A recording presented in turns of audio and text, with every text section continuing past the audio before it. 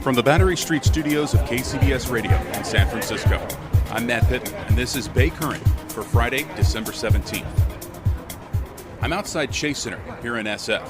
Inside, band members Lars Ulrich and Robert Trujillo from Metallica are at a press conference along with Mayor London Breed, kicking off what they're calling the 4-day Metallica takeover of San Francisco. I'm recording this on Thursday, about 11:30 in the morning, and fans are already arriving, more than 24 hours before doors will even open. And here I've found fans who've traveled from all across the U.S. and the world, Metallica diehards to say the least. They wouldn't miss this anniversary weekend for anything, as Metallica is celebrating 40 years. Step right up, get your posters. All right, you got the koozie too? Okay, $150. It seems like the veteran move to get here to get the merch before the day of the show. I just found out about 20 minutes ago and called an Uber over. I flew in from Pittsburgh last night. Oh, wow. Yeah, so I was here for the symphony shows. You were here for the opening. This opened this building. Yeah, both the shows, and we waited in line for about an hour and a half to get up to be like two people in front of us, and we couldn't get a poster. Oh, no way. So, yeah, I had to run inside the day of the show to get it. Yeah. But I got both posters for both shows for the symphony. So, flew back for the 40th anniversary shows. It's going to be awesome. Do you travel often for shows? For Metallica. This is probably the 7th or 8th time I saw them this fall. You know, we were to California, Kentucky. Been all over for them. It's my 40th show. First show I saw was in '88 Monsters of Rock tour. Yeah, they just used my photos in a black box set from the '92 show in Pittsburgh. I had front row when I was like 18. Yeah, big time. So if they're celebrating 40 years, sounds like you've been a big part. 48. Yeah. My whole life, man, pretty much. Mark, appreciate it, man. Have fun. Thank you. That's Mark Crosby. He's in town from Pittsburgh, Pennsylvania, just for these two monumental shows. Another cross-country traveler, Drew Zipp, a Metallica veteran, here from Louisville, Kentucky. How many shows will this be for you? I think this is 27 and 28. You're at the level, though, where counting is just amateur, right? I don't know. I have a list, but I think that's where it is. Yeah. Awesome. I mean, it sounds like this is the one, though, or even these two, if you're going to both, like you just wouldn't miss it. Yeah, I mean, I did not make it to the 30th one, so, and I remember reading about that and thinking it sounded awesome, so when they announced this, I was like, yeah, I'll definitely be there for it, so, yeah. And I'm going to ask the amateur question that I know there's no right answer to. You have a favorite song? You know, I always like when they play The Memory Remains because people sing along to it, and it always that one's a fun one live. So yeah. Thanks, Drew. I appreciate it. But Drew and Mark have nothing on these guys. I came from France for this show, so. You came from France for the show. My name is Mathieu, and I'm 25 years old, and I came especially for this gigs because it's really important. It's a once-in-a-lifetime experience, I think. So. Is that the furthest you've ever traveled? Yeah, it's the first time I came to the U.S., so it's huge. I still can't believe it that I'm currently here. I will probably never believe it, but it's real. I'm here, and I'm looking forward for the two gigs. It will be awesome, I think. For both dates? Yeah, for both dates, of course. That's Mathieu Rizzo from Coulagny, France, in town for the shows with a group of about 10 friends from all across Europe. Sylvain Sin Pedro from Geneva, Switzerland, is part of the group. I'm a fan since 30 years ago, near the early days of Metallica, and I think it's the biggest concert of Metallica ever. So wow, we have to be here. And you know, it's not an easy period to travel. Right. Because of the virus. We have to check many things before flight. But now we are here for the two, maybe the two biggest concert ever. We hope. That's amazing, man. So France and Switzerland. You told me you're 24. How old? 25. You're 25, and you said you've been 44. Okay. That's fascinating. So you guys knew each other before this, right? You're 25. You're 44. Is Metallica what brought you guys? Exactly. When did you guys first meet? 2 years ago, 2014, I guess, yeah. At a show? Yeah, at a Metallica show, of course. Where? Switzerland. So Basel, Switzerland, yeah. By request tour, more precisely. And we're trying to do a group of fans and we travel together if possible to create memories. And I think it's the Metallica. It's not just music. It's bringing people from all around the world, and I think it's beautiful. There are no words to describe it. So it's amazing. How many? And tell me your name one more time. Silva, right? Yeah. Okay. How many shows have you seen up to now? Up to now, 36. So you'll be closing in on. You'll be 37 and 38 by the time Friday ends. What, Saturday? Yeah. Sunday. Saturday and Sunday. Next year, I have four more shows which are coming. So you're going to cross 40 soon. Yeah, 40 soon, yeah. So that's wild. So this is like homeland, if you will, you know, being from San Francisco. And the first time each of you have seen them here in the States, first time you, Matthew, have seen them or have been to the States. Yeah. So being the 40th anniversary show, right, is there an added significance that it's here in their hometown? Is that even more like part of the experience that makes this special? I think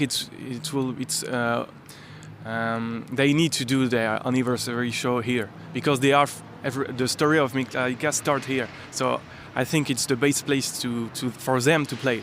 There are no place like San Francisco for Metallica. I think for me, of course, but yeah, it's the best timing, the best fans, the best band. It's amazing. Everything is amazing around this band. So tell me, like the first time you saw them in concert. It was in Paris in the 9th of December 2003. Okay. It was the first time. I was 25 or 24, something. You were this guy's age. Yeah. It's now it's almost 20 years ago, and it was amazing. Metallica is my favorite band, but it's very in my memory and forever. Yeah. Forever. How about you? When was the first time you saw them? I saw them in 2011 in Hamneyville, 5 minutes from my home. So it was my first gig ever. I never do the gig before this, and to this weekend it will be my 8th and 9th show. So, and next year, like my friend, I will do maybe 2 or 3 gigs in Europe. So I've been a fan since around 2010, something like that. So you talked about like community, right? And the community of friends that you've made and traveling to different shows all around Europe. But what is it about their music that you connect with at such a deep level? I don't know why. Do you have an idea? I think in their beginnings we were easy to. How can I say that? It was easy to feel like them because they start young and they are writing amazing songs by a young age, and it was easy to feel like them, and we grew up with the band, and it's like family, like James Hetfield or other people in the band say. It's more than a band for all the fans. It's a family. I was able to speak for people from all around the world, US, Ireland, from all over the world. So it's really a big family. It's hard to put in words because if you're not a fan, you cannot understand. I speak with people here. They're like, "Oh, you're from France? Oh, it's crazy." But I don't think there are a lot of bands in this world that resemble people like Metallica. It's maybe one of the kind band. For me, of course, but it's really a family. This is why everyone is there together and troll together. It's amazing. It's more than music, for real. This is really cool. It's been awesome to meet you guys and chat with you. Your excitement is like contagious, and I love that. And yeah, enjoy your stay. Do all the sightseeing you can. Hopefully the weather cooperates. And I hope you get 2 just kick-ass shows. Thank you, man. Appreciate it. Thank you.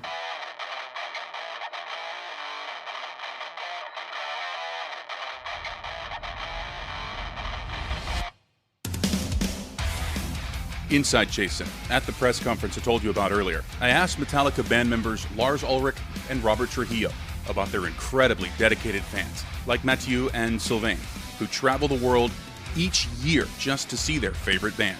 All right, one more question here. Thank you. Thanks, man. For Lars and for Robert, I just spoke with some fans outside, including a couple of guys, one's 25, the other's about 40, 25-year-olds from France, 40-year-olds from Switzerland. They met at a Metallica concert about 7 years ago and traveled all over Europe, and now they've traveled even with COVID and everything, here to the States to see both of these shows. You guys hear these stories all the time, but connecting with folks like that is so rare. When you reflect on that over the course of 40 years and what it means to build those relationships and to hear generations who come together and travel the world to see your music, what does that mean to you?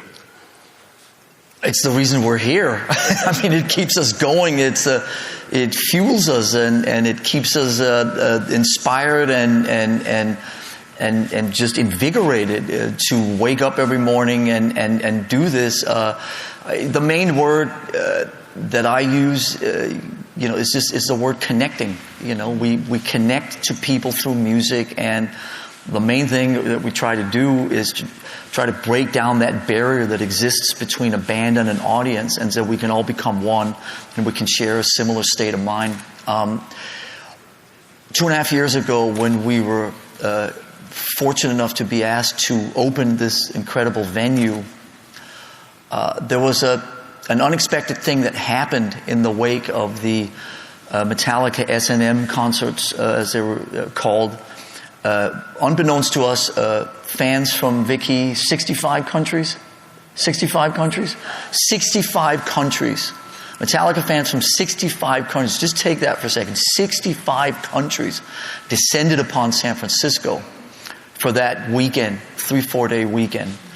And to me, that really is sort of like the culmination of what the Metallica thing has reached in terms of a global thing we touched upon earlier. It's not something that we take ownership of. It's not, look how big we are and look how cool we are and all that nonsense.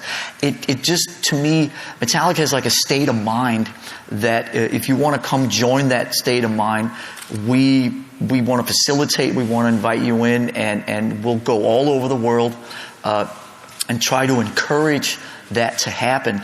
But we talked in the wake of the S&M concerts a couple of years ago about trying to do more events like that and bring people together here in San Francisco and bring that kind of international audience to San Francisco.